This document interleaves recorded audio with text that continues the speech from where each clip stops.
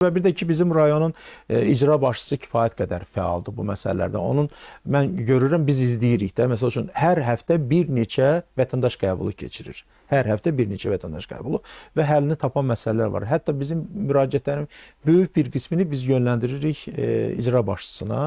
Adil müəllim dərhal onunla bağlı zəruri işləyir. Məsəl üçün, elə məsələlər var. Məsəl üçün, məhəllələr arası yolların asfaltlanması, kommunal xidmətlərin fəaliyyəti, o artıq birbaşa olaraq biz onu yönləndiririk icra başçısına.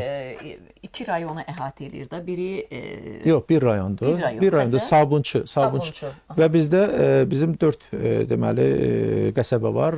Zabratdır, Kürdəxanıdır, Nardarandır və Pirşağıdır. Yəni bax bunlar Sabunçu rayonu. Sabunçudan 4 seçilmiş deputat var. Mən də onlardan biriyəm. Amma mənim ərazimə düşən, mənim dairəmə düşən 29 saylı 4-cü Sabunçu seçki dairəsində, Sabunçu 4-cü seçki dairəsində məhz bu 4 deməli qəsəbədir. Orada da mən görürəm ki, bizim qəsəbədə hər həftə ayrı-ayrı qəsəbələrdə görürəm ki, icra başçısı görüşlər keçirir, vətəndaş qəbulu. Görüşlərə də siz baxsaz, yer gəlmişkən Facebook üzərindən də izləmək mümkündür. 50-60 nəfər, 70 adam iştirak edir. Yəni insanlar konkret problemlərlə çıxış edir.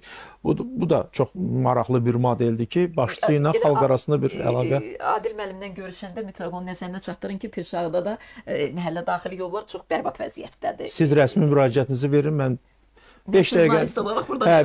Yox, ünvanı verin bizə. Ünvanı verin, biz ünvanı sorğu şəklində birbaşa olaraq müraciət eləyək Adil müəllimə. Əgər məhəllələr arası yollardırsa, bir də var ki, dövlət yolları, o artıq ona Azərbaycan dövlət yollarına baxır.